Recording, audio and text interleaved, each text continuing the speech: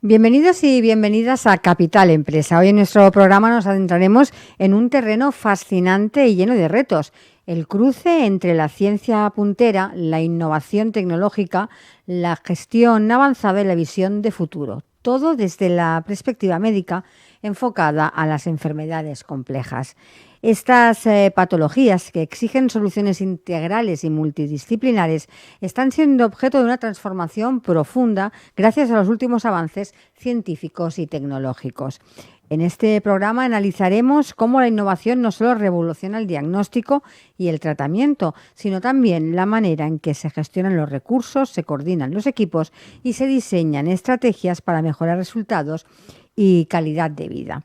Y en la segunda parte de nuestro programa abriremos espacio a una figura imprescindible para entender cómo nacen, crecen y se consolidan muchos de los proyectos empresariales más innovadores, los Business Angels. Hablaremos de personas que no solo invierten capital, sino también experiencia, contactos y acompañamiento estratégico, que detectan oportunidades antes que el mercado las confirme, que apuestan por equipos, por ideas valientes y por modelos de negocio con proyección. La inversión privada en fases iniciales se ha convertido en una palanca clave para el emprendimiento y la innovación en nuestro país.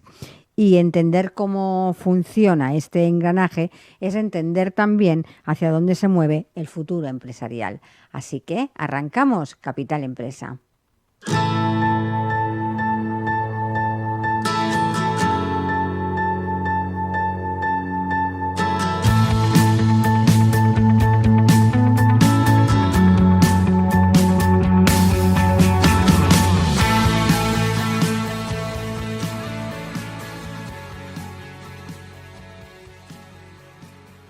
Y hoy, como cada semana, contamos en el programa con nuestro colaborador, con Iván Méndez, asesor financiero. Iván, bienvenido. Hola, Monse, ¿qué tal? Hoy de nuevo vienes acompañado. Hoy vengo acompañado otra vez. Así que preséntanos a tu invitado. Vale, venga. No todos los días van a ser fiesta. Entonces, la semana pasada vine acompañado con un músico y hoy vamos a hablar de ciencia. ¿Vale? Y vamos a hablar de ciencia básicamente porque cuando hago asesoramientos financieros me gusta explicarle a la gente que hay una parte que pueden destinar a ayudar a otros, ¿vale? Porque la ciencia no solo se financia con bienes públicos, sino también con bienes privados. Que de esto hablaré en otro momento de las donaciones y demás, que la gente no tiene suficiente conocimiento de que si haces ciertas donaciones hay cierta parte de ese dinero que te lo puedes deducir y etc, etc, etc, ¿vale?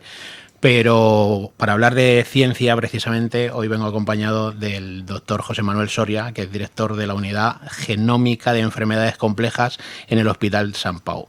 Es un perfil que une ciencia puntera, innovación, gestión y una visión de futuro. José Bienvenido. Manuel, bienvenido, buenos días. Muchas gracias por invitarme, un placer estar aquí con vosotros. José Manuel, ¿recuerdas cuándo supiste que querías dedicarte a la biología? Sí, de hecho fue el profesor de bachillerato, yo estudié en La Salle Horta, y el profesor que teníamos de ciencias naturales, que incluía evidentemente la biología, que teníamos en La Salle, pues hice muy buena amistad con él y de hecho le ayudaba a preparar las prácticas en horas libres y cuando acababan las prácticas de otros grupos también le ayudaba a recoger el laboratorio. Entonces yo creo que allí es donde realmente vi que me gustaba mucho toda esta parte, digamos, de la vida, Y inicialmente me gustaba mucho la inmunología, he de decir, pero cuando ya llegué a la facultad fue en tercero, en la asignatura de genética molecular, donde vi que, claro, que dentro de la biología lo que realmente me gustaba era la genética y que quería dedicarme a ello. Uh-huh. Cuéntanos un poco más específicamente sobre el tema genético, porque además presides la asociación Actívate en Sant Pau, que tiene algo que ver con el tema de la trombosis y tal, y creo que tienes como relacionada la genética con la trombosis y demás. Sí, bueno, a ver, la genética, tenemos que pensar que todas las enfermedades humanas tienen una base genética. Puede ser muy grande, o sea, muy importante. puede tener una contribución grande o puede ser pequeña, pero la genética está presente en todas las enfermedades humanas. Claro, sí que es verdad que el impacto más grande es en lo que la llamamos las enfermedades raras o minoritarias, donde una mutación en un gen causa directamente la enfermedad. Por lo tanto, claro, tiene un impacto, vamos a decir, del 100% en la mayoría de los casos. Pero son enfermedades, como su nombre dice, pues raras o minoritarias. La mayoría de las enfermedades que sufre nuestra especie, la especie humana, son enfermedades complejas, que la definición de enfermedad compleja es que hay una parte genética y una interacción con el ambiente. Quiero decir, la genética es necesaria, pero no suficiente. Necesitamos que esa parte genética, esas variantes que tenemos en nuestro ADN, interaccionen con unas circunstancias ambientales concretas para que desencadene la enfermedad. Y la trombosis venosa, que es una de las enfermedades que nuestro grupo lleva estudiando desde hace 30 años, pues entra dentro de tiene estas características. Tiene una base genética importante, prácticamente el 60% de la predisposición a hacer un evento trombótico depende de nuestros genes, pero necesitamos el ambiente, necesitamos esos factores ambientales que desencadenen la enfermedad, porque claro, la genética es un riesgo que tenemos desde que nacimos. El 50% de nuestro ADN lo hemos heredado de nuestro padre, el 50% lo hemos heredado de nuestra madre, por lo tanto lo tenemos siempre. ¿Por qué la trombosis la hemos hecho hoy y no la hicimos hace 2 meses o no la hemos hecho hace 1 mes? Ha sido hoy. Pues bueno, pues hay toda una serie de cuestiones y de características y de factores ambientales que han desencadenado que la trombosis sea hoy. Tú eres director de la unidad de genómica de enfermedades complejas del Hospital de Sant Pau. Bueno, del Institut de Recerca del Hospital de Sant Pau. De Recerca del Hospital de Sant Pau. Cuéntanos un poquito cuál es la misión principal de esa unidad. Nosotros nos dedicamos 100% a la investigación biomédica, principalmente a enfermedades cardiovasculares, o sea, trombosis venosa, trombosis arterial, pero también tenemos una línea muy importante en aneurismas abdominales de la aorta, que es una enfermedad también vascular, pero tenemos otras líneas, pero principalmente, digamos, cardiovascular, aunque tenemos otros proyectos y nuestro día a día es gestionar proyectos de investigación donde nos hemos especializado en la captación de datos ómicos, que si queréis luego explicamos qué es esto de los datos ómicos, principalmente pues la genómica, la transcriptómica, la epigenómica, todas estas, digamos, áreas de la ciencia que acaban en ómica, pues se llaman las ciencias ómicas, pues nosotros nos hemos especializado en captar todos esos datos científicos para buscar biomarcadores relacionados con la patología.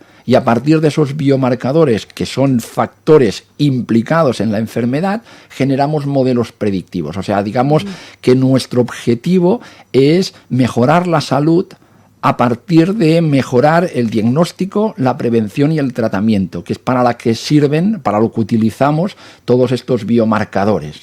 Por ejemplo, pondría un ejemplo que todos los oyentes entiendan. Por ejemplo, un biomarcador de infarto de miocardio podrían ser los niveles de colesterol. O sea, es algo que podemos medir y que nos lleva, o sea, que nos va a dar un factor de riesgo de padecer esa enfermedad. Esto es un ejemplo, tenemos otros. Y nosotros principalmente también nos encargamos de el colesterol. Es un biomarcador que medimos en sangre y nosotros nos encargamos mucho más de los que son genéticos, o sea, de los genes y sobre todo cómo se expresan esos genes, porque ahí es donde está la clave. Hemos comentado antes con Iván que las enfermedades complejas son la interacción entre la genética y el ambiente. Por lo tanto, la genética no la podemos cambiar, pero cómo se expresan esos genes sí. Entonces, por eso nosotros estamos interesados no solo en la parte genética, sino en esos genes, cómo se expresan en circunstancias concretas, porque nos van a llevar a la enfermedad, o mejor aún, a mantener la salud, que es un tema realmente apasionante y que también podemos desarrollar más tarde. O sea, no solo abordar la enfermedad, sino realmente mantener la salud. ¿Cómo ¿Cómo ha evolucionado la genómica en los últimos años en el ámbito clínico? Bueno, muchísimo. Piensa que cuando yo empecé en la universidad, sabíamos las alteraciones cromosómicas grandes. O sea, no sabíamos muy poco de genética molecular, o sea, a nivel molecular. Eran las grandes delecciones, las grandes translaciones, las traslocaciones a nivel cromosómico, y entonces empezábamos a abordar la genética molecular. Aún no teníamos la secuencia completa de nuestro genoma, que la conseguimos el primer borrador en el 2000, en el 2003. Quiero decir, o sea, en el último, digamos, o sea, en el siglo XXI, porque es del siglo XXI, 2003 ya siglo XXI, la genética ha avanzado una barbaridad, y ahora es prácticamente impensable o difícil hacer una medicina, digamos, personalizada y de precisión sin tener en cuenta la genética. De hecho, es la base de esta medicina predictiva, es la genética. El día que estuve hablando contigo la primera vez, me diste un dato, José Manuel, que cualquiera que lo escuche se quedaría espantado, pero me gustaría que lo dijeses, porque me dijiste la cantidad de gente que muere por trombosis por minuto. Y si no recuerdo mal, me dijiste que en Europa cada minuto muere una persona por trombosis. Sí, efectivamente. Sí. Solo en Europa, cada minuto muere una persona por trombosis. Con lo cual, si esta entrevista va a durar cerca de una hora, en este periodo de tiempo habrán muerto en Europa 60 personas por culpa de una trombosis. Madre mía. Es una enfermedad que no pensaba yo que tenía estas consecuencias, ¿no? Sí, por eso hace 10 años montamos la Asociación Activad. Precisamente pues para de alguna manera intentar, dentro de nuestras posibilidades, concienciar e informar a la población general de la importancia que la trombosis tiene en salud y lo importante que es prevenirla. Y evidentemente para nosotros la mejor prevención es la investigación, y entonces el tercer objetivo de la Asociación Activad es recaudar dinero para la investigación, y todo lo que recaudamos va para proyectos de investigación en trombosis en el Instituto de Recerca de Sant Pau, de aquí de Barcelona. Que habéis presentado un documental hace poco, ¿verdad?, respecto al tema de la trombosis y la montaña y demás. Sí, bueno, hacemos muchas cosas. En estos 10 años hemos hecho muchas cosas. Somos muy poquitos, es una asociación modesta, pero sí que somos muy proactivos y estamos tremendamente motivados y comprometidos con la causa, y hemos hecho desde desfiles de moda hasta una obra de teatro que estrenamos aquí en el Poliorama de Barcelona, y el año pasado, tenemos varios estudios que apuntan que en el ámbito del deporte la prevalencia de trombosis es alta. Y claro, parece contradictorio, porque normalmente deporte lo asociamos a gente joven, a gente sana, pero tiene toda una serie de características y de factores que pueden aumentar el riesgo de trombosis. Y uno de ellos son las actividades de montaña, que además yo me dedico a hacer actividades de montaña. Me gusta mucho el alpinismo y la alta montaña. Y entonces, pues con un grupo de amigos que todos son alpinistas de élite, que suben montañas de 8.000 metros en el Himalaya, pues propusimos hacer un libro para concienciar sobre la trombosis, y donde todos han participado de forma altruista. Son 14 alpinistas de élite, porque hay 14 montañas más altas de 8.000 metros. Cada uno de ellos eligió una montaña y nos ha contado un relato. Los relatos son realmente fascinantes. Nos han facilitado también fotos de sus expediciones, que son espectaculares, y además pues hemos puesto un primer capítulo para explicar qué es la trombosis, los factores de riesgo, cómo prevenirla, quiero decir, a nivel muy muy divulgativo. Y todos los que hemos participado lo hemos hecho de forma totalmente altruista, y lo que se recaude para el libro pues va para investigación en trombosis. Por lo tanto, estamos muy contentos. La verdad es que está teniendo una aceptación muy alta este libro, y esperemos pues vender muchos más porque la causa se lo vale. Y perdón, me preguntabas por el documental. Sí. Claro, sí, también. Aparte del libro, en el 2017 montamos un proyecto científico en el campo base del Everest, aprovechando la expedición al Everest de Ferran Latorre, que era su último 8000, ya llevaba 13, dejó el 14avo, el más alto lo dejó para el final, y en ese proyecto precisamente lo que miramos es cómo se expresaban nuestros genes y cómo variaban y sobre todo luego cómo se recuperaban al poner a unos individuos alpinistas sanos en unas circunstancias de estrés fisiológico muy alto, como es el trekking del Everest y llegar al campo base del Everest, que está a 5.364 metros de altura, y luego con los alpinistas que subieran el Everest y volvieran a bajar, y les volvíamos. Montamos un hospital de campaña y en el campo base del Everest, y entonces los resultados nos van a ayudar a comprender todos estos mecanismos de adaptación a la falta de oxígeno, le llamamos hipoxia, que cursa con enfermedades respiratorias, pero también con trombosis. Y de hecho hay otras enfermedades donde la hipoxia también juega un papel. Y entonces, bueno, pues gracias a Taraná, Viajes con Sentido, pues ellos nos propusieron, porque inicialmente no estaba previsto hacer un documental de este proyecto, pero sí que es verdad que tenemos muchas imágenes, tanto en Barcelona haciendo las pruebas en el Hospital de Sant Pau, como durante el trekking haciendo pruebas a los alpinistas y a los sherpas, y luego en el campo base. Entonces, bueno, pues con todas estas imágenes, Taraná pues produjo un documental que estrenamos la semana pasada en los cines Girona, de aquí de Barcelona, con la sala llena a rebosar. Y bueno, pues también ha tenido mucho éxito, porque es un documental también divulgativo, claro, donde los científicos salimos de nuestro área de confort. Siempre estamos en nuestros laboratorios, y ahí estábamos en el campo base del Everest. Y claro, también no solo eso, sino que los resultados de los proyectos científicos, cuando son buenos, ya los vemos en el Telenoticias. En el Telenoticias salen los resultados, pero ¿de dónde vienen esos resultados? ¿Qué es lo que hemos hecho para conseguir esas muestras?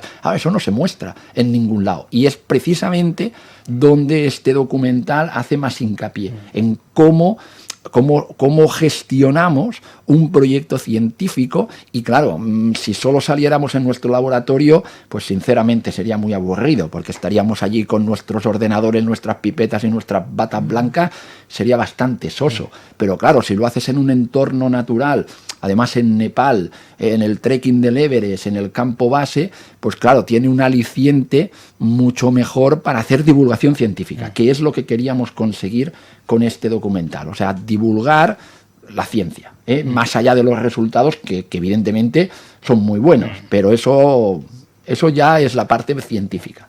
Ahora que estamos hablando del tema del laboratorio, te he leído en una entrevista que para ti es importante no quedarte el estudio dentro del laboratorio, sino que salga a la vida real. ¿Cuánto hay de lo que se estudia dentro de un laboratorio que al final va a la vida real y se testea en la vida real? Hombre, intentamos que el máximo posible, porque si no, no tiene sentido. Quiero decir, claro, trabajamos en un ámbito biomédico, y todas nuestras líneas de investigación están orientadas a luego hacer una transferencia a la parte clínica. O sea, si no llega al médico y no llega al paciente, pues no tiene mucho sentido. Sí que es verdad que, claro, que el conocimiento tampoco se genera de un día para otro. O sea, quiero decir que los proyectos de investigación, algunos pueden ser largos y sobre todo son costosos, pero en la base siempre en nuestra cabeza, evidentemente, está la traslación a la parte clínica. Si no, no tendría sentido, porque si no, pues sí, vale, pues lo publicamos en una revista científica de alto impacto, se lo leen los compañeros de nuestra especialidad, hacemos currículum, pero ya está. Entonces eso, pues bueno, en un momento dado pues puede engordar nuestro ego, pero no tiene ningún sentido. O sea, tiene que realmente llegar a la clínica, al médico y al paciente. Antes nos hablabas, José Manuel, de cómo estamos transformando la medicina en vez de reactiva, la estamos convirtiendo en predictiva, para hacerla más personalizada, para que impacte mejor en el paciente y menos agresiva, pero ¿puede un diagnóstico genómico cambiar radicalmente el pronóstico de un paciente? Sí, claro, sí. En algunas patologías, sobre todo donde está, o sea, en las enfermedades raras seguro, porque claro, si realmente conocemos qué gen y qué mutación causa esa enfermedad, pues mucha de esa información es muy válida luego para el tratamiento, pero sobre todo donde más desarrollado está es en oncología. Quiero decir, o sea, se estudia el perfil molecular del tumor y en muchos casos eso va a determinar la quimioterapia que se le dé al paciente o que no se le dé, dependiendo, por ejemplo, en cáncer de mama. Por lo tanto, a día de hoy, sí, o sea, quiero decir, la genómica es una herramienta imprescindible en muchas patologías, y en otras, pues a nivel científico ya tenemos mucho conocimiento y estamos en la fase esta que hablábamos precisamente en la pregunta anterior, es cómo pasarlo a aplicarlo, porque claro, una de las cosas que tiene nuestro ámbito es que la medicina está muy regulada. Entonces, para que realmente llegue, claro, estamos hablando de personas y de la salud de las personas, por lo tanto, para que algún resultado científico acabe implementándose en la práctica clínica, pues claro, tenemos todos unos protocolos que van desde ensayos clínicos hasta validaciones, es decir, tenemos muchos controles de calidad y regulación para que cuando llegue realmente sea aplicable. ¿Hay algún caso en concreto que digas, esto que hemos evolucionado o estudiado además a día de hoy esté salvando vidas? De los resultados de nuestro grupo, ¿te refieres? Sí. Sí. Nosotros en nuestro ámbito precisamente de trombosis hemos identificado factores genéticos que aumentan el riesgo de trombosis y hemos desarrollado un perfil genético y podemos predecir qué paciente va a hacer un evento trombótico, asignándole un riesgo, y esta información es muy buena para que el facultativo clínico que se enfrenta a la trombosis, que son diferentes especialidades, desde el hematólogo a medicina interna, al oncólogo o al ginecólogo, pueda realmente, en base a ese riesgo aumentado, tomar decisiones clínicas de anticoagular, porque una de las ventajas que tiene la trombosis, las ventajas desde el punto de vista terapéutico, es que la podemos tratar. Es decir, tenemos fármacos anticoagulantes para bajar el riesgo. El problema es que, claro, ningún fármaco es inocuo, y anticoagular una persona estás aumentando el riesgo de que sangre. Claro, con lo cual la trombosis tiene unas probabilidades, pero claro, si sangra por un fármaco que le hemos dado, pues eso es complicado, Entonces hay que evaluarlo muy bien y en aquellos casos donde podemos identificar qué paciente tiene un riesgo muy alto de hacer un evento trombótico, es donde el clínico puede decidir, y en base a otra información, pero esta es muy relevante, puede decidir si anticoagula o no a este paciente. Entonces, no tenemos datos concretos de decir, hemos prevenido tantas trombosis, pero seguro que sí, porque en el momento en que lo anticoagulas, estás previniendo la trombosis. Hablando de ciencia, entiendo que financiar proyectos como el que tú diriges no debe ser fácil. No es fácil. Dependemos mucho de la financiación pública competitiva, que esto significa que no nos dan el dinero y ya está, sino que tenemos que aplicar a convocatorias, pues la Generalitat o el Ministerio de Salud o el Ministerio de Ciencia y Tecnología, pues saca unas convocatorias concretas y los grupos de investigación aplicamos con un proyecto, ese proyecto se evalúa y entonces se decide si se financia o no. El problema es que los recursos son escasos y, claro, pues somos muchos investigadores haciendo ciencia, por lo tanto hay que seleccionar solo una parte de esos proyectos. ¿Significa que los otros proyectos son malos? No, pero no hay financiación. Por lo tanto, no es fácil obtener financiación, porque esa dependencia que tenemos del dinero público, pues es escasa. Es escasa. Esto bueno, pues es lo que hay, y nosotros ya sabemos que estas son las reglas del juego, y aunque insistimos y intentamos también hacer pedagogía de que no nos vean a la investigación, no la vean como un gasto, sino como una inversión, Pero ¿cuál es el problema? Lo que hablábamos antes, algunos de estos proyectos de investigación no son a corto plazo, los resultados son a largo plazo, y estamos generando en todos los ámbitos, no solo en la ciencia, una sociedad de la inmediatez. Entonces, claro, un proyecto, depende qué proyecto científico, es que no lo vas a tener en 2 años. No, o sea, y sobre todo si lo que estás generando es conocimiento más básico, que igual ni tú ni tu grupo de investigación es capaz luego de explotarlo. Ese conocimiento está ahí, y dentro de 5, 6 o 10 años, algún otro grupo de investigación que descubra algo, lo que tú has hecho le será muy útil, para aplicarlo. Claro, pues ese pozo, digamos, ese conocimiento básico que va quedando ahí es imprescindible para el futuro, pero claro, es a largo plazo. Y en esta sociedad de la inmediatez, pues es complicado.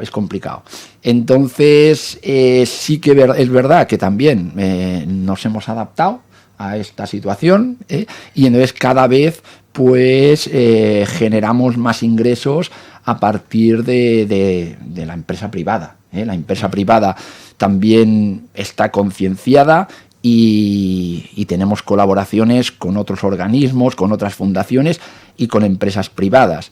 Y ahora, ya en los últimos años, también es verdad que esta colaboración público-privada se ha hecho imprescindible, y también se fomenta que nosotros mismos emprendamos.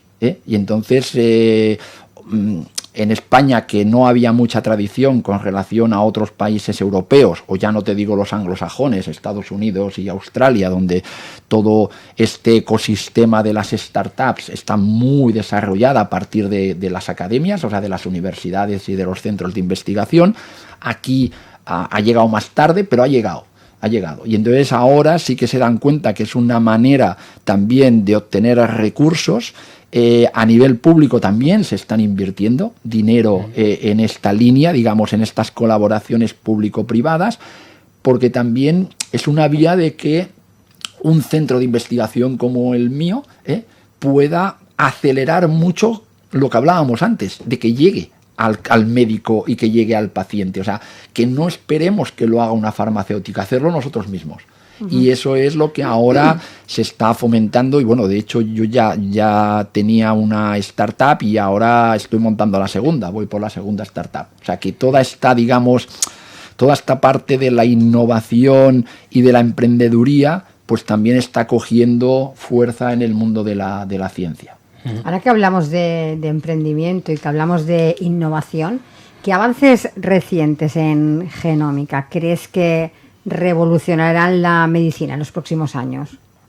Bueno, la medicina, o sea, como has comentado antes, o sea, estamos cambiando el modelo, el paradigma de la medicina, que la actual es muy reactiva, quiero decir, cuando el paciente tiene la enfermedad es cuando reaccionamos, y estamos pues cambiando ese paradigma hacia una medicina más personalizada, más predictiva, que significa actuar antes de que la enfermedad aparezca. Y claro, aquí es donde la genómica y otras ómicas, como la transcriptómica, que es la expresión de nuestros genes, juegan un papel muy importante. O sea, en hacer modelos predictivos para saber qué personas tienen un alto riesgo de padecer esas enfermedades para poder intervenir. Lo de la intervención también podríamos hablar largo y tendido, porque claro, por desgracia no en todas las enfermedades podemos intervenir, pero en muchas sí, porque va a depender mucho de nuestros hábitos de vida. Entonces, claro, si depende de nosotros, una de las P's de la medicina personalizada precisamente es la participativa, es empoderar al paciente. Evidentemente que vamos a tener a nuestro facultativo, a nuestro médico, a nuestro fisio, a nuestro nutricionista, a nuestro psicólogo de esto, que nos va a dar ese apoyo, pero de alguna manera somos nosotros los que tenemos que asumir la responsabilidad de nuestra salud y van hacia aquí es donde va. Y en este ámbito, pues eso, o sea, la genómica, la transcriptómica y la epigenómica están dando muy buenos resultados. También el desarrollo tecnológico, o sea, todos estos modelos predictivos que estamos hablando sería prácticamente, no podrían ser asumibles sin la mejora tecnológica. Por ejemplo, la expresión de nuestros genes hasta hace bien poco no la podíamos determinar en su globalidad. Podríamos mirar cómo se expresaban algunos genes concretos, pero los 22.000 genes que tiene nuestro genoma, analizarlos de una tacada, hasta hace poco no disponíamos de esa tecnología. Claro, pues ahora la tenemos. Secuenciar nuestro genoma tampoco podíamos hasta hace poco. Claro, tenemos 3.000 millones de pares de bases en nuestro genoma. Tener esos datos, pues es muy importante. Pero claro, estamos hablando ya de Big Data. 3.000 millones de pares de bases, 20.000 millones de genes. Claro, con lo cual, y aquí voy a entrar en un tema que evidentemente ahora está en el candedero, pero que nosotros llevamos mucho tiempo utilizando, que son los modelos matemáticos de inteligencia artificial. Sin toda esta tecnología informática y bioinformática, también no sería viable analizarlo. Por lo tanto, cuando tú me dices qué es lo que ha avanzado muchísimas cosas y sobre todo a nivel tecnológico es lo que ahora nos da todas estas herramientas para aplicarlas en biomedicina. Uh-huh. José Manuel, en tu trabajo se habla mucho de tecnología, datos y vida humana, pero ¿cómo gestionas a nivel emocional todo esto con las enfermedades raras? Bueno, a nivel emocional, claro, nosotros... Porque al final, tema emocional, un poco es lo que decías, ¿no? De que tenemos en mente la persona que está investigando, la típica bata blanca, abstraído de todo y que está allí con sus probetas y sus cosas y como si a esa persona no le importase nada. Pero entiendo que alguien que se dedica a algo tan importante, que habrá momentos emocionales donde nosotros evidentemente trabajamos con datos por toda la ley de protección de datos y sobre todo en medicina, que está muy regulada y somos muy escrupulosos. Pensar que todos los proyectos científicos pasan por el comité ético del hospital, por lo tanto tenemos que cumplir toda una serie de protocolos y de recomendaciones y de reglamentos. Entonces, a nosotros los datos nos vienen anonimizados. O sea, nosotros trabajamos con códigos, con números y con datos. Pero sí que es verdad que, y yo es algo que a los estudiantes de doctorado siempre en nuestras charlas científicas les remarco, es que detrás de ese código hay una persona. Y hay una persona que sufre. Y hay una persona que tiene una enfermedad. Pero sobre todo... O sea, a mí cuando tenemos un proyecto y hemos reclutado los pacientes, por ejemplo, ahora tenemos uno muy interesante porque la trombosis en sí misma es una enfermedad, pero también se asocia a otras enfermedades. Por ejemplo, una donde tiene un impacto más alto precisamente es en cáncer. O sea, los pacientes oncológicos sometidos a quimioterapia tienen un riesgo muy alto de hacer eventos trombóticos. Entonces, tenemos un estudio para precisamente, como decía antes, identificar qué pacientes oncológicos tendrán un alto riesgo de hacer trombosis para que se les anticoagule y reducir de alguna manera este evento adverso que sería que hiciera la trombosis. Cuando tenemos este proyecto, hemos desarrollado el score, claro, vemos que de los 400 pacientes que hemos reclutado, pues prácticamente 80 o 90 han fallecido y han hecho un evento trombótico. De esos 400, un 87 pacientes exactamente han hecho un evento trombótico. Entonces, claro, no hemos llegado a tiempo. Aquí no, evidentemente. Pues, quiero decir, yo destaco que habrán aportado mucho y es muy importante que contribuyan y participen en este tipo de estudios porque nos dará el conocimiento futuro, pero claro, a ellos ya no hemos llegado. Entonces, bueno, pues claro, eso me motiva para seguir trabajando. Yo creo que nosotros como grupo de investigación, y yo creo que es extensible a todo el ámbito, el problema emocional lo tenemos no tanto en lo que hacemos, porque somos muy conscientes de que estamos aportando a la sociedad y cada vez que tenemos un resultado bueno es tremendamente motivador y nos llena de orgullo. La parte de gestión emocional es más a nivel más personal. Quiero decir, la ciencia en este país es difícil y es muy dura.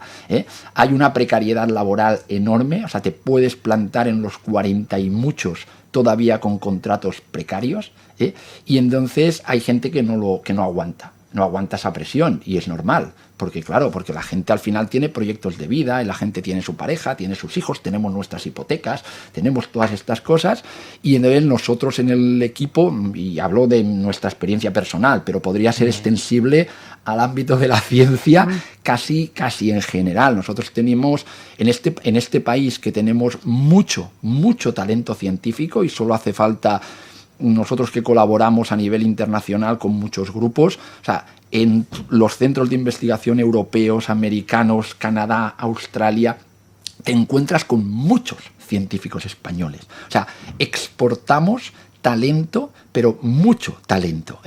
Bueno, pues ese talento nosotros nos hemos encontrado que se han pasado al sector privado porque evidentemente encuentran unos salarios más altos y sobre todo, también, pero salario está bien, pero sobre todo la estabilidad laboral que en el ámbito de la ciencia cuesta. Y entonces eso sí que a nivel emocional lo notas, ¿no? O sea, la gente, yo por ejemplo, yo cuando tengo que renovar los contratos de algunos miembros del equipo que son imprescindibles para algunos proyectos, todavía, y llevo muchos años dedicado a esto, algunos de estos aún me generan alguna noche sin dormir. O sea, que esa parte, digamos, más personal, si me lo permites, es la que todavía aún de esto, o sea, que llegue, o sea, gente, pues eso, gente con mucho talento, que claro, que se tienen, evidentemente, pues es lo más normal, jolines, tienen pareja, tienen hipoteca, y llega el 31 de diciembre y tienes que mirar si hay recursos para mantenerlos dentro del equipo. Complicado el tema. Complicado, sí. Hablando de recursos, si alguna persona de manera particular quisiese participar apoyando financieramente alguno de los proyectos, ¿qué debería hacer? Nosotros a nivel de la asociación Activat, si entran en nuestra página web, que es www.activat.com, verán que encontrarán mucha información y muy divulgativa sobre la trombosis y sobre los proyectos que tenemos en marcha, y entonces directamente pueden hacer una donación. Otra opción es comprar el libro. Bueno, comprar el libro al final no deja de ser un libro muy bonito de 14 relatos espectaculares, y lo tenemos a la venta online a través de la librería Altair o de la editorial Tushita, y físicamente también está en la librería Altair de Barcelona, pero si son de fuera de Barcelona, pues lo pueden adquirir online. Y el 100% de la recaudación del libro va para los proyectos de investigación.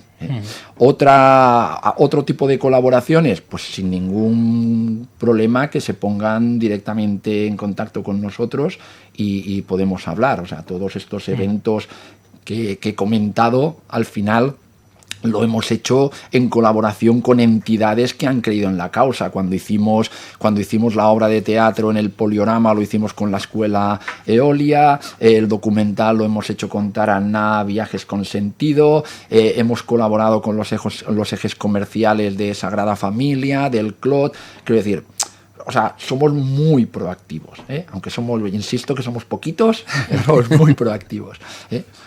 Antes has hablado de toda la normativa que hay que cumplir cuando se está investigando en genómica, y me gustaría hacerte una pregunta acerca de esto, porque ¿cuáles son los límites éticos que se deben tener en cuenta en la investigación genómica? Bueno, a ver, nosotros evidentemente, primero la confidencialidad de los datos, eso está clarísimo, pero eso en genómica y en cualquier ámbito médico. Sí. ¿Eh? Y no médico. Sí, y no médico, sí, pero sobre todo el médico. ¿Eh? A ver, nosotros, o sea, a nivel legislativo está las convenciones de Ginebra, está el acuerdo de Helsinki. A nivel más científico también hay un reglamento que se aprobó en Oviedo, y luego a nivel interno sobre todo nuestro referente es el Comité Ético del Hospital. O sea, todos los proyectos científicos van al Comité Ético del Hospital, se lo revisa, y entonces, pues bueno, ellos de alguna manera garantizan que esa investigación va a ser respetuosa, que va a cumplir con todas esas normativas nacionales e internacionales que he nombrado, y luego no se queda ahí la cosa. O sea, si te aprueban el proyecto y lo empiezas, luego hay un seguimiento. Quiero decir, realmente está muy regulado y está muy protocolizado. Entonces, evidentemente, siempre se cuenta con la buena fe del investigador, pero no solo eso. Quiero decir, están realmente encima de los proyectos para que se cumpla, ¿eh? Y cada año tenemos que hacer un informe, y ellos están muy encima, como tiene que ser, ¿eh? Uh-huh. ¿Crees que con menos regulaciones se avanzaría más rápido? Con menos burocracia, que es diferente. O sea, yo creo en las regulaciones, pero creo que deberían aflojar la burocracia. O sea, la burocracia es un freno importante, ¿eh? Pero me gustaría diferenciarlo bien, ¿eh? Uh-huh. O sea, yo creo que la regulación evidentemente que está muy bien, y sí, yo creo que lo estamos haciendo bien. Cuando hablo de regulación, pero la burocracia, no sí, hablo de saltos éticos. Sí. O sea, no voy a experimentar con según qué, pero sí que en líneas generales... Sí. La burocracia, una de las fuentes de financiación importantes que tenemos es la Comunidad Económica Europea. Y cuando hacen los programas marcos, cada vez que hacen el programa marco, uno de los principales objetivos es reducir la burocracia. No lo han conseguido, pero claro, si lo siguen poniendo, por algo será, ¿eh? Pero es a nivel, también a nivel estatal, a nivel de la Generalitat. O sea, quiero decir, nosotros, ya no solo nosotros como investigadores, nuestro propio instituto necesita, para justificar nuestros proyectos y el dinero estructural que recibe, ya tiene mucha burocracia nuestro instituto, pero es que luego nosotros como investigadores también. Entonces, sí a la regulación y a reducir la burocracia. Sí que iríamos más deprisa.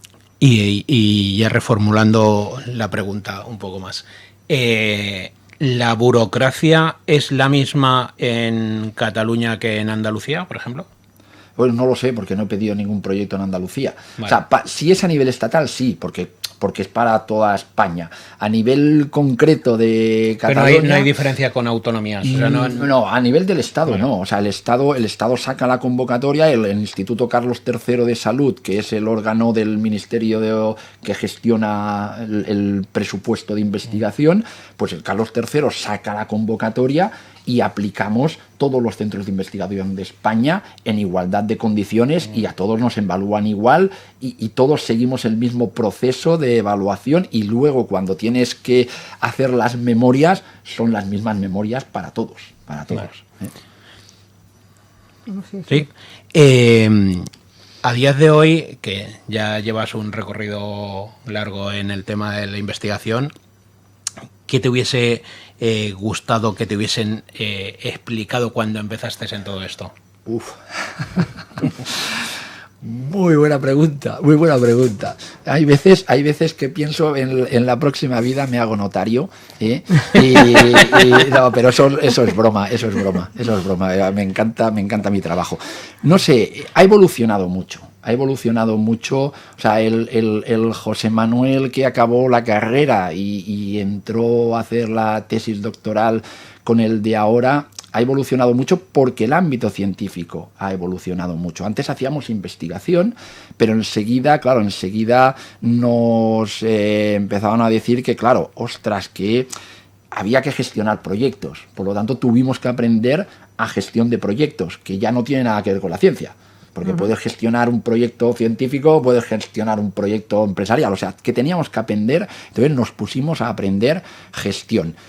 Luego los resultados había que comunicarlos. Porque como dependemos de dinero público, era interesante que la sociedad transmitiera a la sociedad de forma divulgativa, no con lenguaje científico, lo que habíamos descubierto. Por lo tanto, nos tuvimos que poner a aprender, cada uno con sus limitaciones y con más o menos palique, a comunicar. Claro, luego ya los proyectos de comunicar había que venderlos, con lo cual ya algo de marketing también te iba bien, ¿eh? Ahora hay que innovar y hay que ser emprendedor. Claro, con lo cual, quiero decir que las fases... O sea, a mí realmente, cuando empecé, que me hubieran enseñado toda, más la parte de comunicación y más la parte de emprendeduría, que precisamente que yo creo que es una asignatura pendiente en este país, por eso hay tan poco. Quiero decir, hace poco, mira, me parece que fue hace un par de semanas, no sé dónde oí, que todavía en este país un porcentaje altísimo de los jóvenes quieren ser funcionarios. Sí, yo lo he dicho aquí un millón de veces. Que evidentemente mi mujer es funcionaria, quiero decir que con todo el respeto, pero realmente la parte esta de emprendeduría es muy importante porque ahí tiene unas connotaciones y tiene una capacidad de generar innovación y de generar ideas y de atraer talento, porque talento lo tenemos, que es lo mejor de yo creo que en nuestro país lo mejor que tenemos es el talento. Tenemos gente, gracias evidentemente a dinero público, no se nos olvide, tenemos muy buenas universidades, por lo tanto tenemos gente muy bien preparada, pero falta ese puntillo. Por lo tanto, a mí sí que me hubiera gustado que me hubieran enseñado algo más de toda esta parte, digamos, complementaria, porque claro, lo de la ciencia, pues sí, claro, lo aprendí en la facultad, o sea, en aquella época que eran de 5 años, pues 5 años de facultad, 4 años de tesis doctoral, 3 años de estancia postdoctoral en el extranjero, quiero decir, son 12 años para llegar aquí y tener un contrato precario, ¿no? 12 años de formación. Bueno, pues eso ya lo tenías, pero hay toda una serie, digamos, de capacidades alrededor de la ciencia que pueden marcar la diferencia entre que esos proyectos se hagan y no se hagan, pues sí que estaría bien en las facultades empezar a incorporarlo. Vale.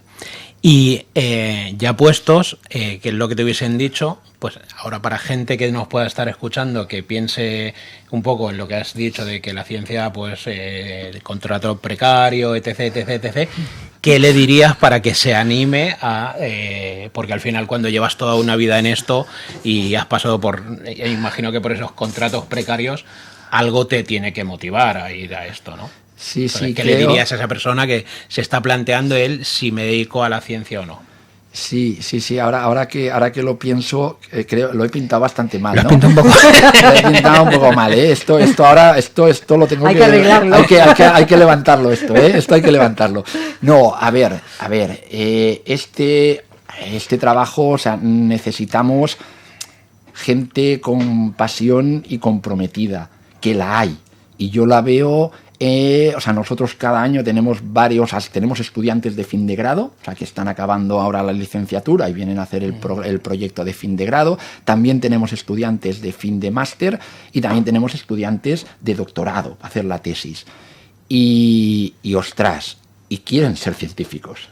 Pese a todo lo que he dicho, quieren ser científicos. Por lo tanto, es un trabajo que necesita pasión, y necesita mucho compromiso, evidentemente, pero que es apasionante.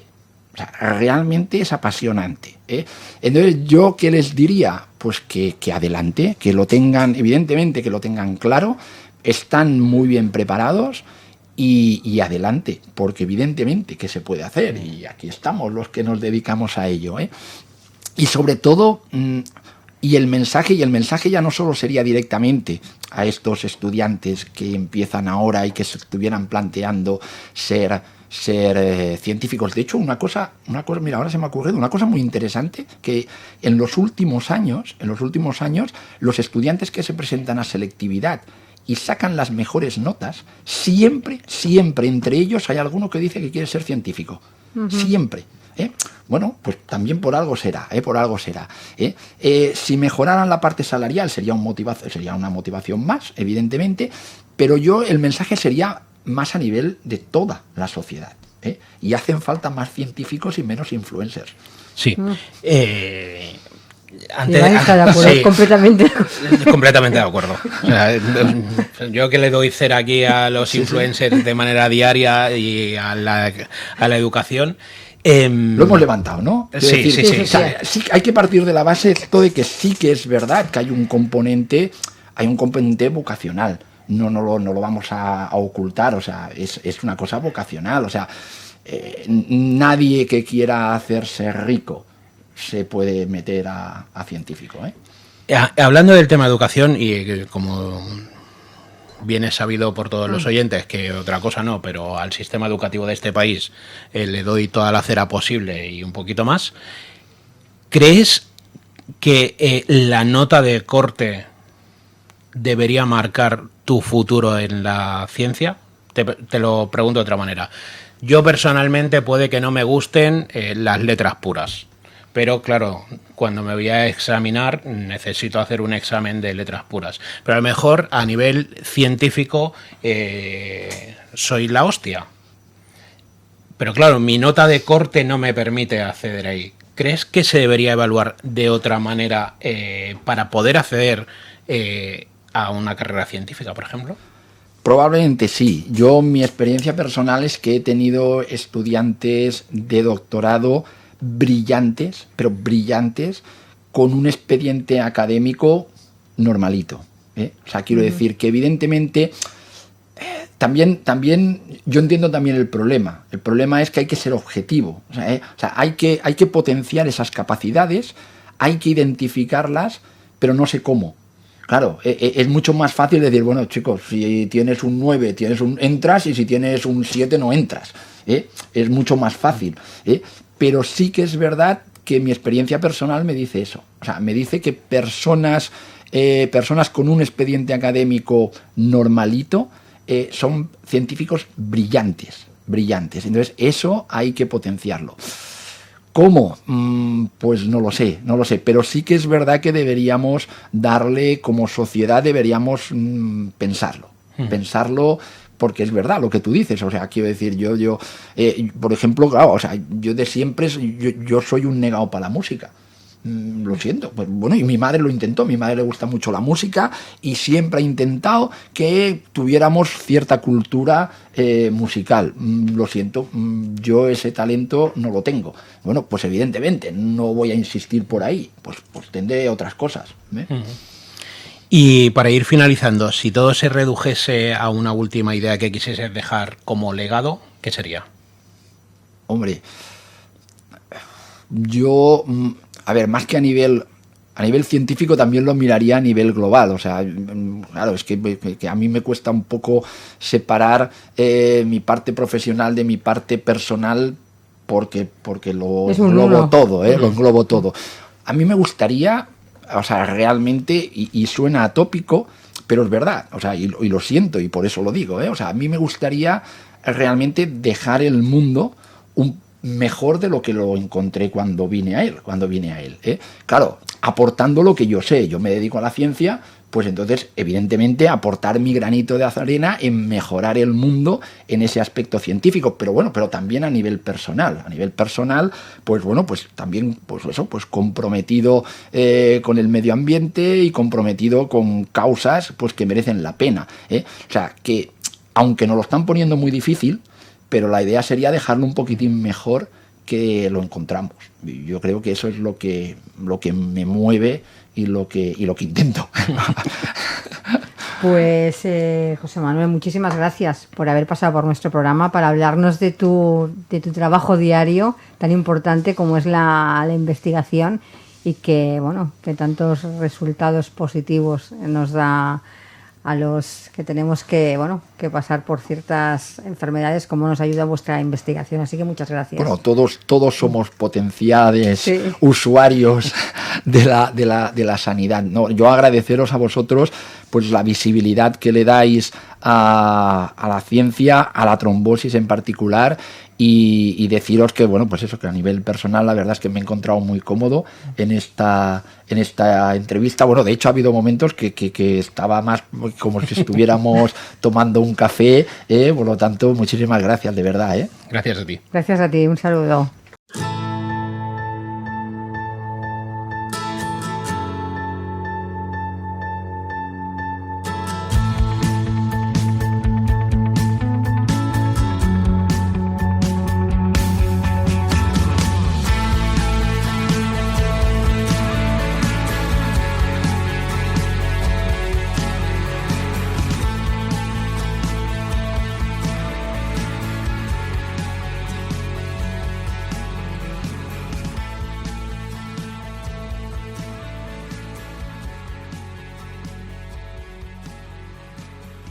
Hablar de inversión en startups ya no es una cosa de pocos. Cada vez más personas están interesadas en apoyar ideas con potencial, aunque aún existen muchas dudas sobre cómo empezar, qué se necesita y qué se espera a cambio.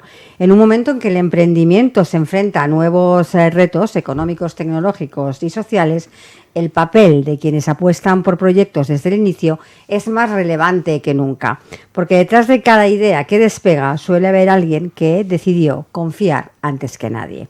Y de todo esto hablaremos hoy con Albert Colomer. Él es vicepresidente y fundador de Business Angels Network Cataluña. Albert, bienvenido. ¿Qué tal? ¿Cómo estáis? Muy bien. Encantada de saludarte otra vez después de mucho tiempo. Bueno, pues la casa me conoce bien y siempre es un placer venir a comentar con vosotros y con los oyentes pues las últimas novedades. Albert, para empezar, tú llevas años impulsando emprendimiento. ¿Cómo describirías el momento actual para invertir en startups? Bueno, yo creo que para los emprendedores es un momento muy importante, es un momento muy activo, con una capacidad de abertura de unas nuevas tecnologías que permiten cada vez que se despliegan pues aplicaciones concretas de gente concreta, y eso es un terreno abonado para los emprendedores para desarrollar sus startups y además en un momento dado en que muchas personas están intentando invertir diferente y por tanto encuentran en la vía de las startups un nuevo sistema de inversión, un nuevo proceso por el cual pues pueden participar de la innovación desde un punto de vista del capital y conseguir unos rendimientos a medio y largo plazo y diferente de cómo se está trabajando, y además tener en cuenta que hay muchos campos de innovación social y de innovación no solo tecnológica, que es lo que muchas veces apoyan este nuevo capital que está apareciendo. Uh-huh. En un entorno como el que vivimos ahora, marcado un poco por incertidumbre económica, conflictos internacionales, cambios constantes, ¿cómo influye todo esto en las decisiones de un inversor? Influye en el ambiente. Es decir, cuando alguien está dispuesto a invertir, pues evidentemente si el entorno es un entorno optimista, si el entorno es un entorno de crecimiento, es un entorno de estabilidad, es un entorno de capacidad de desarrollo, pues evidentemente se está en condición de invertir mucho mejor que si el ambiente es lo contrario, pesimista, de subdesarrollo, de estancamiento, de no crecimiento. Pero nuestras inversiones, que no son inversiones globales, que no son inversiones de país, que no son inversiones de banca, ni que tengan en cuenta todos estos fenómenos tan generales, pues nuestras inversiones Business Angels es lo que se denomina early stage, es decir, es en el primer piso, en el primer momento, es en las inversiones iniciales, en la fase inicial de las empresas. Y eso depende mucho más de lo micro, y lo micro no está tan afectado, pues los entornos estables como pues en nuestro país o Europa o Estados Unidos, pues sí tienen una afectación por lo que es la preocupación por el futuro, pero también tienen la capacidad de atraer capitales por ser espacios más estables. Finalmente, el inversor Business Angels invierte en aquello que quiere él. No es una inversión mandada por un capital, por unos capitalistas o por un gestor o por un manager que está bajo las instrucciones de pues, unos capitalistas que intentan defender su capital de una serie de movimientos globales. No, es una inversión que se hace generalmente con un dinero que es propio y con unas voluntades de intervención que son las propias. Y eso queda bastante pues fuera de estas nuevas tendencias, que también las hay. Todos hemos asistido al cambio pues en la tendencia de inversión pues en lo que ahora se denomina innovación en defensa. Bueno, que son tecnologías de tipo dual que sirven lo mismo para el bien que para, déjame decir, el mal.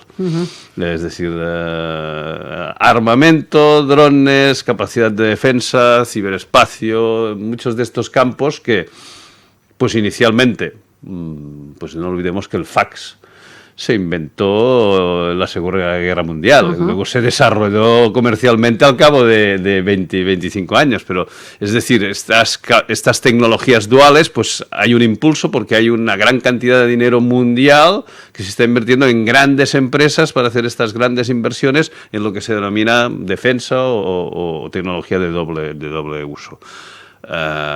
Particularmente no estoy muy convencido de este camino, pero como cada uno invierte en aquello que quiere, pues estas capacidades son aquellas que se van desarrollando en nuestro país y en el entorno europeo. Pues hemos asistido en los últimos congresos de Business Angels en pues grandes tracks, grandes espacios en los cuales se ha debatido cómo invertir, qué invertir y cómo utilizar pues estos fondos que finalmente sí van a ser utilizados del presupuesto del Estado, del presupuesto de la Unión Europea, pues para finalidades que sean pues más próximas a las necesidades de las personas y que puedan tener ese uso dual. También hay aquellos que dicen, pues estamos intentando hacer el cambio de que este dinero pues se utilice para pues tecnologías pues más blancas, tecnologías que sean de doble uso y que el doble uso sea aquel que sea más social. Desde tu experiencia, ¿qué métricas o qué indicadores consideras esenciales para evaluar el potencial de una startup antes de invertir? Siempre empiezo por las personas. Siempre empiezo por las personas. Uno, cuando invierte, y los inversores privados invertimos pues en proyectos concretos, invertimos en personas. Las ideas son todas muy buenas, todos tenemos magníficas ideas, todos tenemos ideas, las mejores también. Siempre cuento el viernes por la noche con un gin tonic en la mano y una terracita, todos somos muy creativos y todos haríamos, lo que cuesta es tener la energía el lunes, el martes, el miércoles para desarrollar esto y impulsar una idea de negocio para convertirla en un negocio, para convertirla luego en una iniciativa que luego sea una startup y luego crezca para devolverle el capital, el dinero que ha puesto y tenga unas capacidades de influencia en la economía general.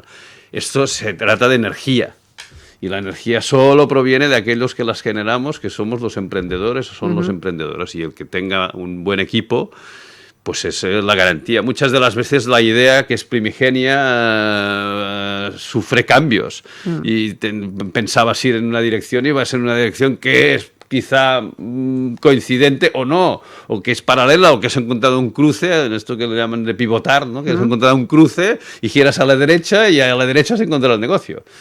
Pero que el equipo continúa, y si el equipo es válido, el equipo es el que reforzamos.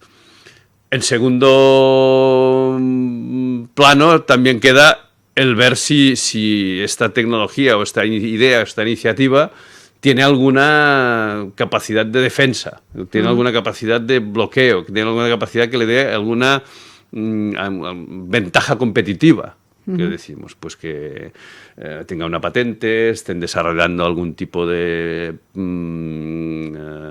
tecnología que les permita hacer las cosas diferentes, o tienen una metodología, un sistema, algo que permita pues correr un poco antes de que te atrapen tus competidores, que lo sabrá, y que te deje un espacio para crecer como startup. Eso, pues cada uno en su sector, y los inversores Business Angels normalmente estamos bastante sectorializados, conocemos un poco lo que se está moviendo en el sector y finalmente intentamos invertir en aquello. Y tercero, yo creo que los mercados a los cuales se dirija, tanto territoriales como sectoriales, pues los mercados son los que mandan. Es decir, estamos asistiendo, pues por ejemplo en España tenemos una de las primeros niveles en patentes que salen de la universidad, pero que se quedan allí. Y llegar al mercado y llegar a vender algo y llegar a desarrollar esta tecnología, un producto concreto que sea un producto atractivo para el consumidor y que el consumidor lo consuma, un servicio que sea para las empresas lo consuman, eso es la tercera parte. Pero eso se conseguirá normalmente con la inversión del Business Angel, es decir, a partir de un buen equipo y una tecnología probada, lo que llaman el mínimo producto viable, pues normalmente la primera inversión del Business Angels es para conseguir llegar al mercado. Me decías, lo primero que miro son las personas, porque ¿cuál sería ese rol del Business Angels hoy en día, más allá del dinero?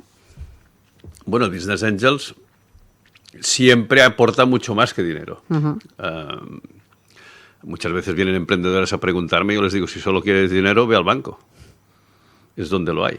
Porque al final el Business Angel pondrá un dinero y, como decía Kassen, el dinero se va y él se queda. Sí. Con lo cual, mejor que sea una persona que pueda aportar. Normalmente aportan, aparte del capital, que es imprescindible y necesario, si no sería también en el otro extremo un consultor, ¿no?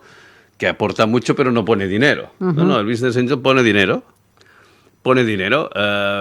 Toma normalmente participaciones no mayoritarias de capital.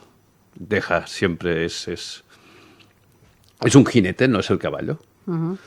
Es un jinete y ayuda a este caballo que es el emprendedor a pues dirigirlo,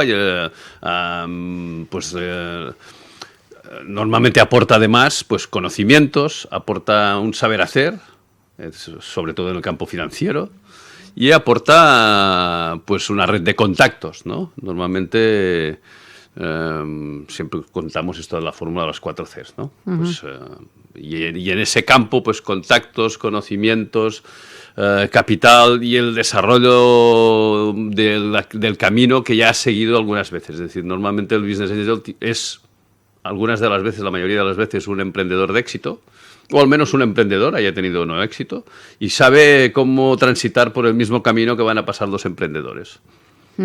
¿Cuánto hay de intuición y cuánto de análisis en una decisión de inversión? Bueno, depende de cada uno. Hay gente que son muy analíticos. Yo no tanto. Al final, la gente que, digamos, entre comillas, profesionalizan más el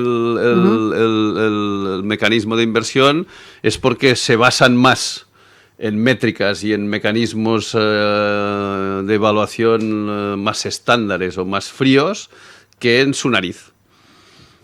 Pero también asistimos a cantidad de Business Angels que se enamoran y que se enamoran de una persona que está pues contando una idea y se enamoran de la manera que lo cuenta y se empiezan a involucrar y acaban involucrados hasta las trancas, que dicen, bueno, pues evidentemente como recomendación, el camino del enamoramiento no es el que, para tener una estabilidad en una pareja, no es el que fijaríamos nunca, pero realmente es el que funciona. Y al final, si esto pasa, pues a veces rompes una serie de barreras mentales que todos tenemos contra el riesgo, contra, bueno, le ponemos una capacidad de ejecución en la persona emprendedora, pues que es una capacidad muy superior a veces de la que tiene, pero eso es bueno, porque la confianza genera confianza y la confianza genera negocio, la confianza genera un movimiento positivo que es el que necesita la startup para crecer.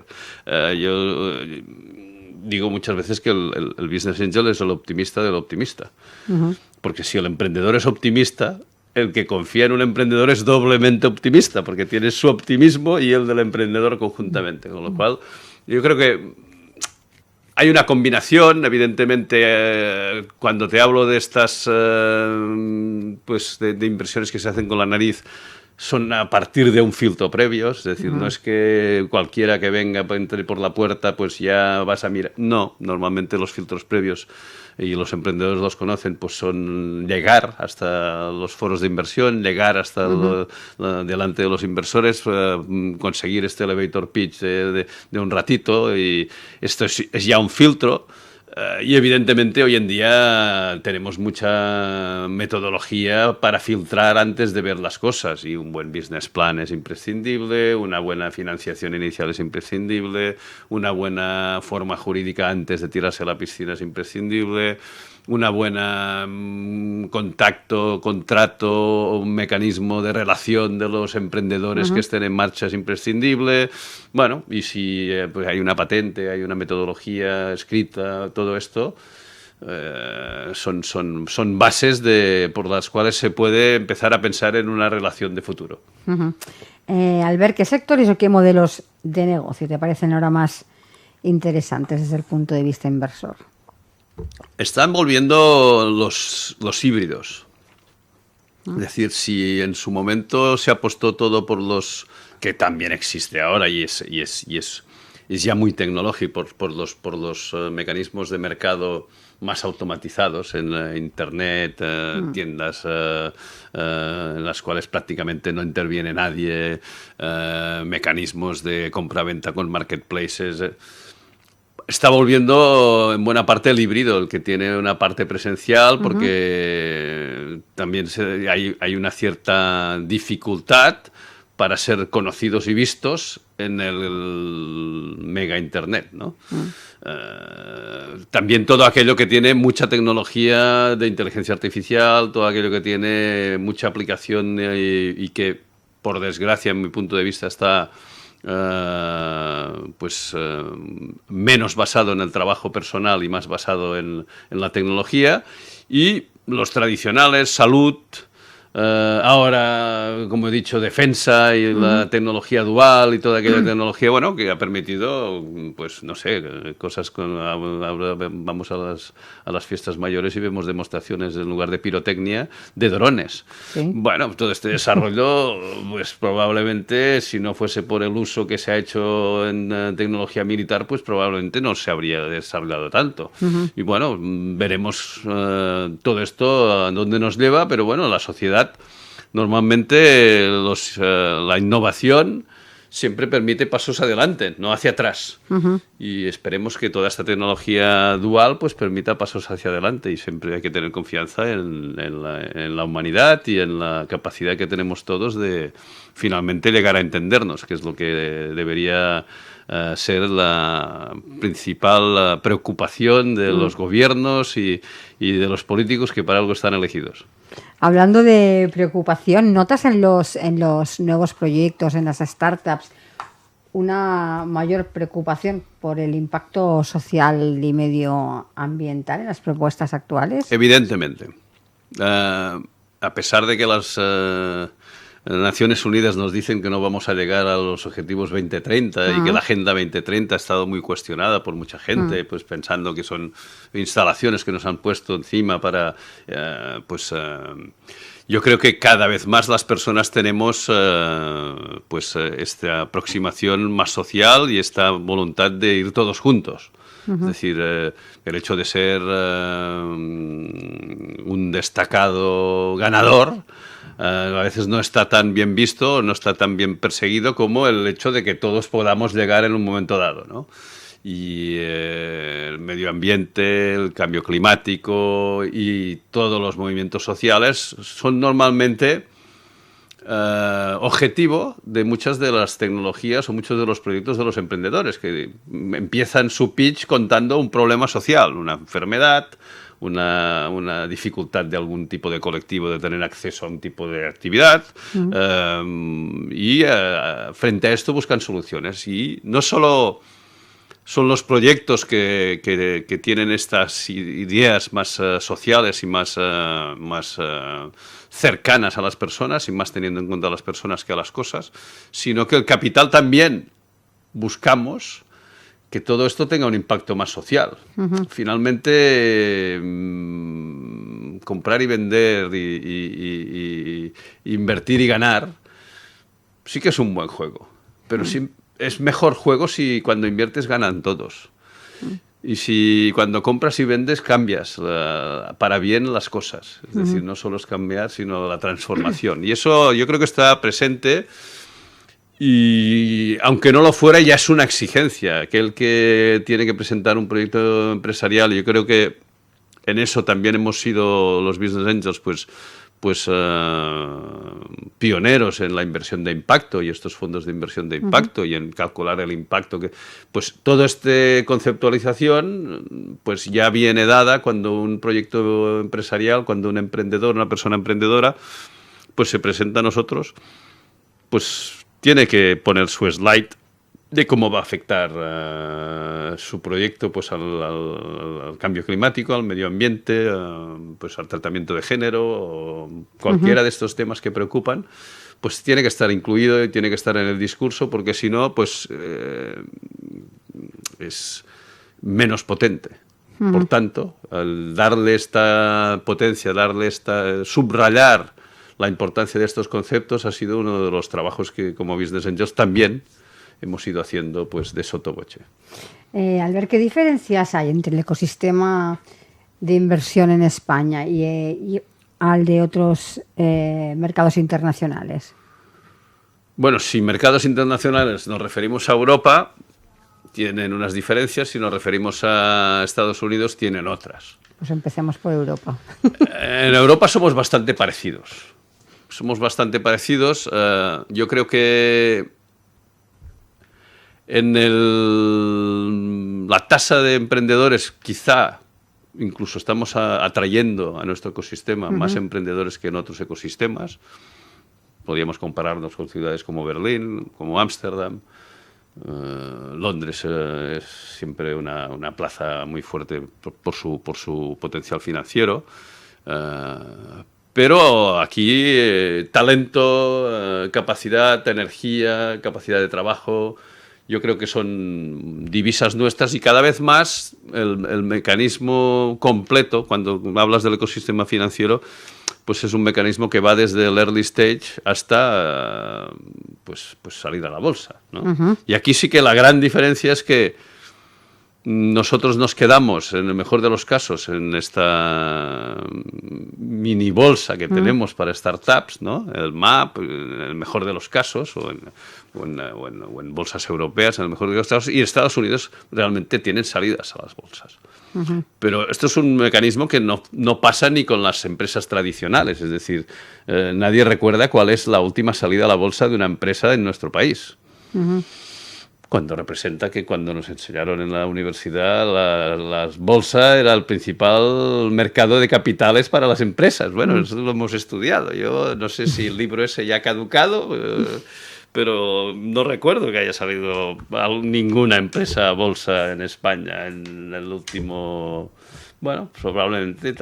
Y deberían salir por decenas, centenares o miles, ¿no? Y pues el ecosistema catalán y español pues es un ecosistema potente que tiene diferentes polos, que ha ido creciendo Barcelona, ha ido creciendo Bilbao, ha ido creciendo Valencia mucho, ha ido creciendo Madrid por descontado como capital.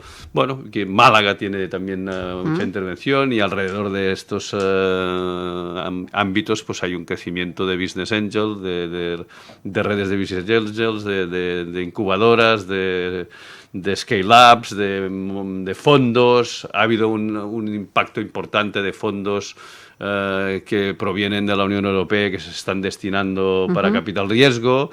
Bueno, evidentemente de 0 a 100 respecto a lo que habían visto mis ojos hace, pues no sé, 20 años, o en 2003 cuando arrancamos con la red de Business Angels Bank, pues cada vez que decía Business Angels tenía que contar durante una semana qué era, y cada vez que hablábamos de una startup había que decir que era diferente y que un emprendedor y un empresario qué diferencias tenían, y financiación pues casi no había.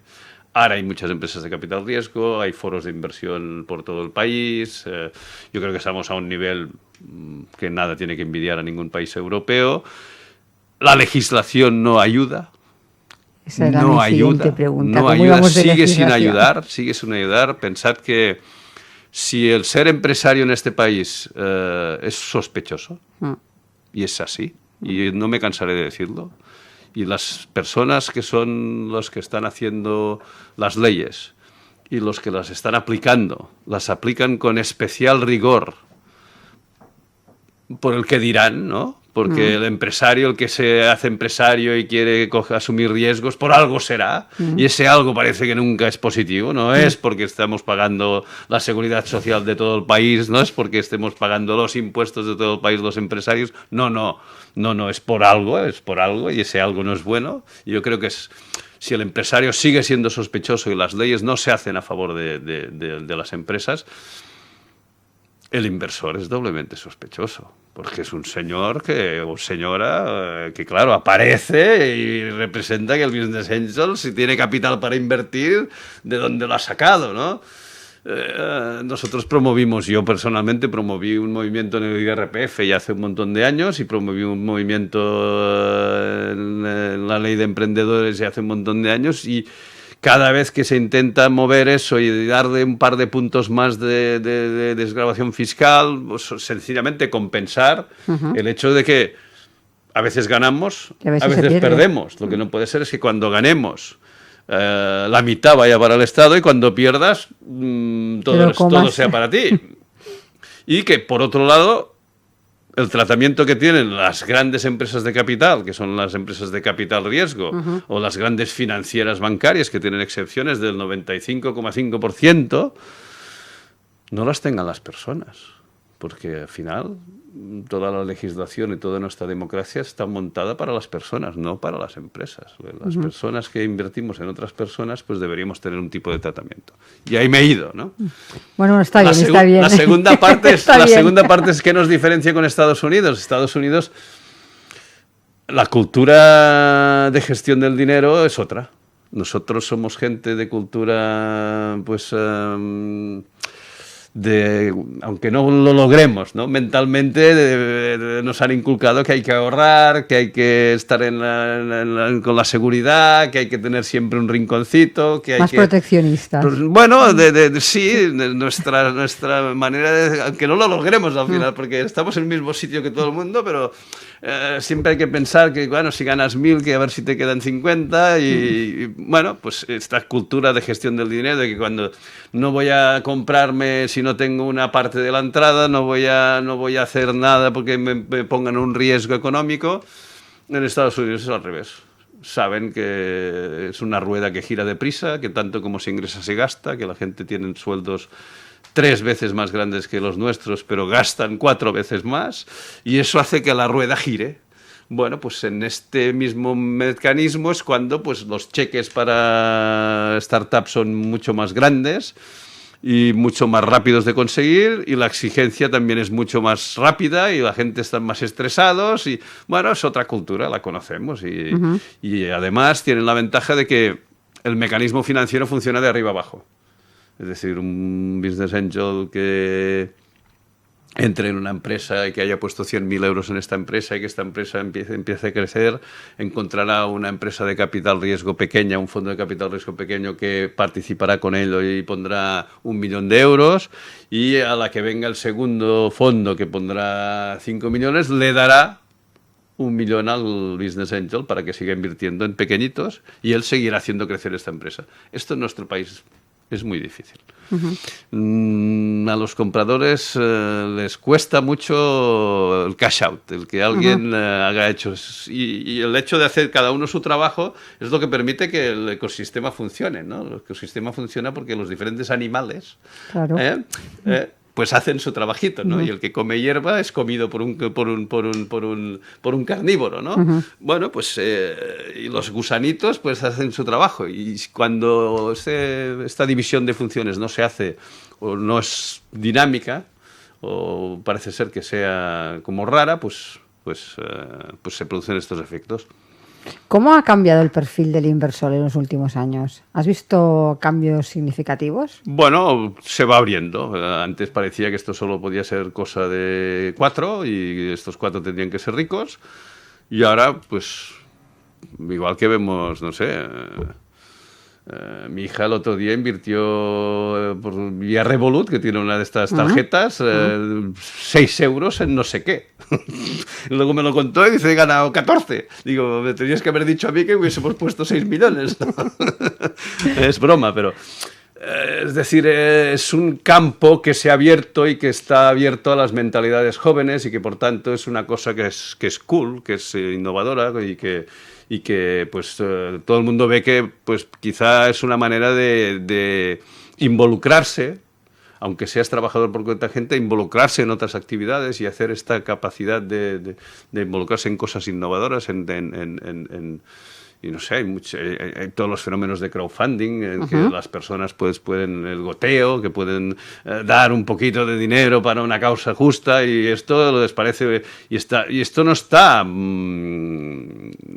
etiquetado como donación. Está etiquetado como inversión que estás haciendo porque te darán un producto y porque te darán bueno, pues todo este fenómeno yo creo que se ha abierto.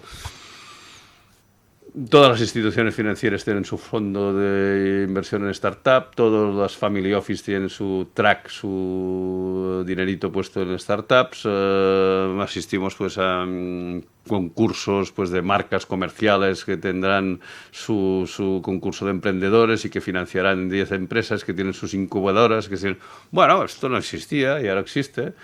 Esperemos que se haga más y mejor y que no sea solo a veces un poco de... Igual que está el greenwashing, ¿no? Sí. Pues el emprendedor washing, no sé si lo voy a acuñar ahora de un nuevo palabra, pues a veces también ponerse pues en el lado de la innovación, de los jóvenes, de los emprendedores, también es un poco de marketing. Pero bueno, aprovechémoslo, porque emprendedor es cool, te sale pues casi en cualquier producto del súper, sea usted emprendedor. Bueno, pues vamos a aprovecharlo. Vamos a aprovechar que ha cambiado un poco la idea. Y invertir en emprendedores a veces es la manera de que personas que no pueden, porque no tienen ganas o skills o capacidades o voluntad de ser empresarios o emprendedores, pues puedan participar de empresas startups. Y asistimos, lo mismo que contaba antes, sabemos de gente que han dejado 1.000 euros o 3.000 o 500 al hijo de uno que ha empezado con no sé qué, que estaba en la universidad, y bueno, pues eso está bien y está creciendo. No es muy mayoritario, siempre estamos en unas cifras que, bueno, pues son cifras, yo creo que pequeñas, porque es un mecanismo que funciona mucho mejor que todas estas inversiones que se hacen, a veces no se sabe exactamente en qué, y que luego se evaporan, y que al menos esto genera lugares de trabajo, genera riqueza local.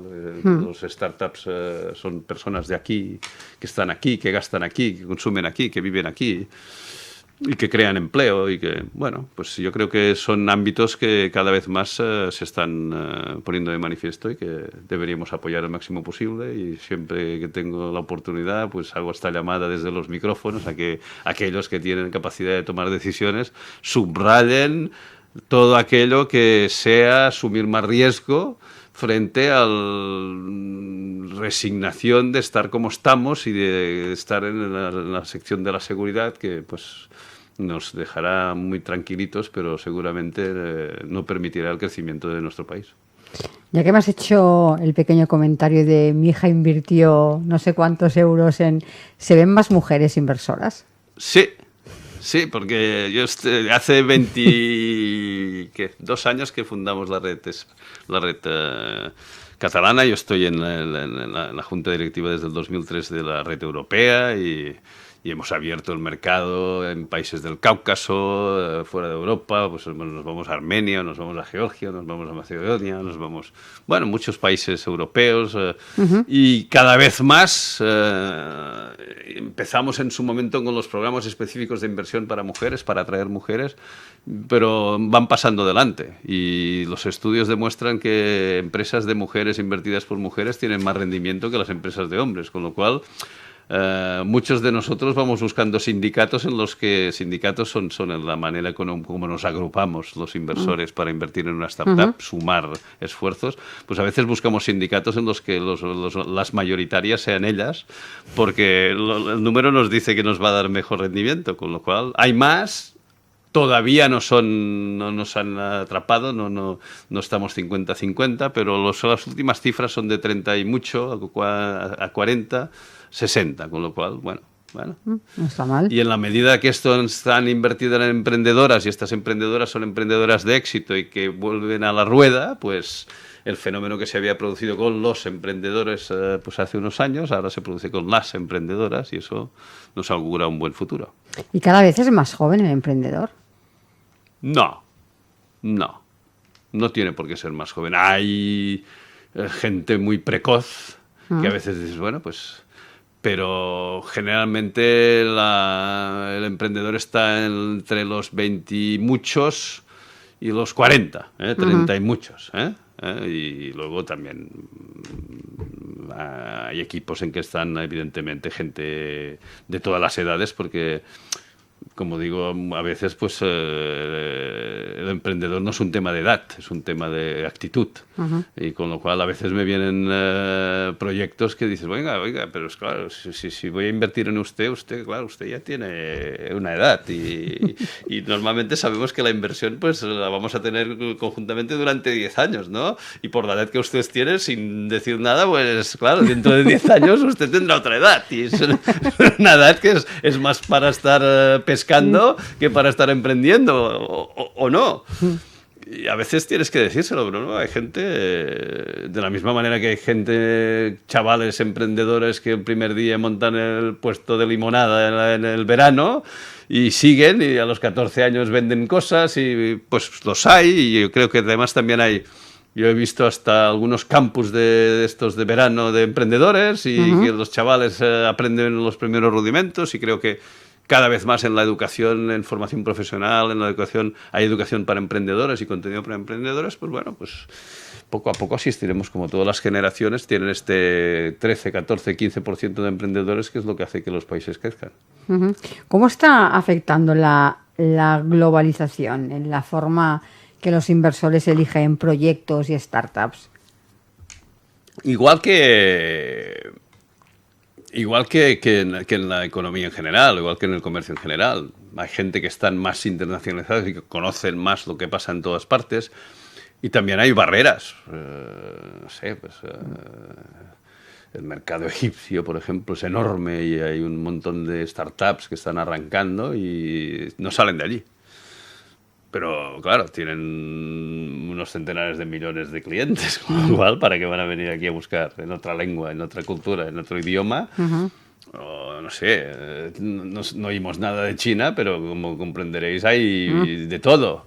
Y Estados Unidos, pues lo que arranca allí hasta que viene a Europa es cuando han agotado su mercado, ¿no? Somos nosotros desde Europa los que normalmente estamos más internacionalizados, primero porque queremos abarcar el pequeño mercado europeo, que no es muy grande, ¿no? Es como de un país, no sé, un país de los que tienen más habitantes, pero no sé, 320, 300, 400 millones de... No son muchas personas. Tienen un potencial económico importante y está fragmentado. Idioma, culturas diferentes. Bueno, pues esto a veces... Estamos asistiendo a verdaderos esfuerzos por hacer cross-border investment, que es inversión pues, transfronteriza, en las cuales los inversores actuamos un poco de palanca para entrar en los países. Algo que está funcionando bien en Alemania y que pues viene a España, pues mejor si viene de la mano de alguien que conozca bien el mercado español, y normalmente los emprendedores, si son alemanes, pues confían en personal español, pero confían más en una persona que se juegue sus duros, su dinero, sus euros, y normalmente es un inversor español. Y también hay muchos inversores que están moviéndose. También hemos asistido pues, a grupos de inversores que se afincan en España porque se vive bien y además fiscalmente, como están no residiendo en sus países, también les va mejor. Bueno, cosa que nosotros pues difícilmente podemos hacer. Pero bueno, el fenómeno de globalización lo que permite es que ya haya muchas ideas que corran deprisa, pero normalmente las startups están en nichos más pequeños. Cuando se produce una ocupación de un espacio de estos grandes, es cuando ya la empresa ha crecido mucho. Por tanto, yo muchas veces viene gente que les asesore o consultarme y yo les digo, bueno, tú céntrate en tener tu mercado, tener tu producto, que eso sea viable en tu esquema y luego, si tienes que explotar, crecer, ser un unicornio de estos de 1.000 millones, que luego vemos que ni eran de 1.000 ni eran de 500, bueno, pues ya lo verás, pero de momento gánate la vida con lo que haces, sirve bien a tus clientes, cubre una necesidad de mercado y eso te asegurará que sigas viviendo. Las rondas de inversión son para crecer y para invertir, no para sobrevivir. Y también hemos asistido a muchas empresas que las rondas de inversión son para seguir perdiendo dinero secula seculorum, intentando el Deep Blue, el coger todo el mercado, ¿no? Y que cuando tengan todo el mercado eso será apetitoso para una gran corporación y si han gastado 3.000 millones en llegar ahí, pues los comprará por 4.000 y cerraremos caja. Bueno, eso es peor que la ruleta, pero bueno. ¿Cuál es la inversión media que suele hacer un business angel? Ya sé que es difícil, pero... Es difícil, pero tickets de 50 a 100.000 euros, hay un informe, lo podéis consultar, hay un informe que realiza la Red Europea de Business Angels o la Red Española también, ahí van a hacer un informe anual con los tickets. Bueno, pues el ticket medio normalmente está entre 50 a 100.000 euros, la inversión media en una empresa en la primera ronda está entre los 200 y los 400. Hay también inversiones de early stage con menos dinero, 25, 50. Hay una palanque con financiación de NISA, de diferentes espacios medio subvencionados, pues 50, 100.000 euros. Bueno, creces con una o dos rondas de inversión hasta una inversión de $500.000 de euros y luego vienen los fondos de inversión que son los que pondrían pues cifras superiores, ¿no? A partir de 1 millón de euros pues normalmente son ámbitos en los que el business angel ya particularmente no acciona. Si bien también está claro que muchos de estos fondos han sido creados por business angels que se juntan y que luego pues depositan un expediente en la CNMV y tienen un fondo, que este es un fondo regulado y que es un fondo en el cual cualquiera puede invertir y que, bueno, van creciendo en ese nivel. ¿Y el número de empresas a las que financian, cuál suele ser? Cada Porque inversor... entiendo que no será solo una, sino que financiarán varias. Sí, hombre, siempre se recomienda que no pongas todos los huevos en la misma cesta, ¿no? Normalmente los portfolios son de entre 6 y... Bueno, el otro día estábamos en el Congreso Europeo en Copenhague, había dos de las personas que salieron al estrado tenían carteras de 70 y 60 inversiones diferentes, que al final... Estamos hablando de personas físicas, no de una empresa. Sí. Con lo cual, la primera pregunta que les hacíamos es ¿cómo lo controlas? Y digo, bueno, es que ya tengo 2 personas o 3 que me ayudan y casi que me he montado. Y el siguiente paso es decir, bueno, todo esto es una cartera que la llevo a un fondo de inversión para que pues me ayudéis. Normal, pues unas cuantas inversiones, 5, 6, 10.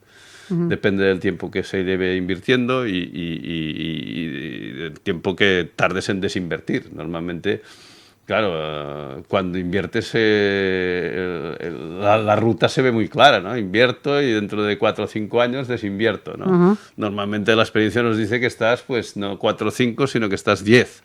Y que de estas empresas que pues habrá unas cuantas que irán bien, unas cuantas que irán mal y alguna que puede ir bastante bien. Bueno, pues no sé, eso es si te gusta el juego, pues juega.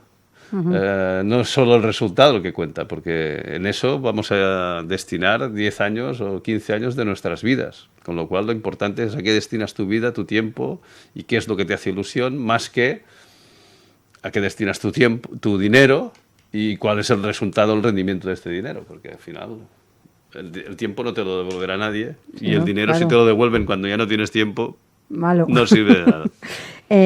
Albert, ya para ir finalizando, ¿qué mensaje le dirías a quien está pensando en invertir por primera vez, pero tiene ciertas dudas? que vaya a algún lugar donde haya más business angels, foros de inversión,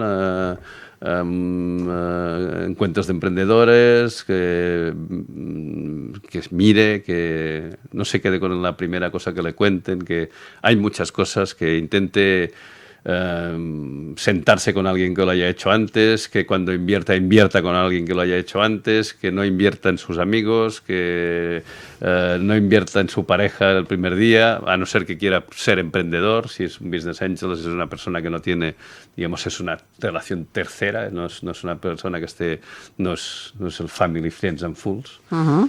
Si quiere ser family, friends and fools también es muy divertido, con lo cual también se recomienda, pero evidentemente no esperes recuperar el dinero. Es como una buena fiesta, lo has pagado, lo has pasado bien. Si el que estás haciendo es una inversión, pues mejor que te acompañes de gente que lo hayan hecho antes, mejor que te acompañes de redes de business angels. En nuestro país hay muchas y que te pueden ayudar en todo el proceso y que además tienen mecanismos de procedimentación, que además pueden ahorrar algún dinerito, no mucho, a través de las desgravaciones fiscales que reciben los business angels. Bueno, pues es bueno no hacerlo solo por tu cuenta, pero bueno, si alguien tiene ganas de hacerlo, yo que salte, porque si estamos siempre mirando si hay agua, si no hay agua, al final resulta que no nos bañamos y pasa el tiempo y no nos hemos bañado. Si alguien tiene ganas y tiene un proyecto y quiere, es una manera de emprender, pues sin dedicarle tu vida. Le puedes dedicar una parte de tu vida y un poco de dinero, y también eres emprendedor, mientras que el emprendedor pues se ha dedicado, pues se mete en la piscina de golpe y bueno, pues si se rompe la cabeza será su cabeza, no será la tuya. Pues Albert, como siempre, muchísimas gracias por pasarte por el programa. Esperemos que no tardes tanto la próxima. Cuando me invitéis ya sabéis que a mí me tenéis. Estás invitadísimo siempre. Gracias, Albert. Muchas gracias. Y a todos ustedes, como siempre, muchas gracias por acompañarnos y les recuerdo que les espero de nuevo mañana a las 10 en Capital Empresa. Así que hasta mañana y feliz día.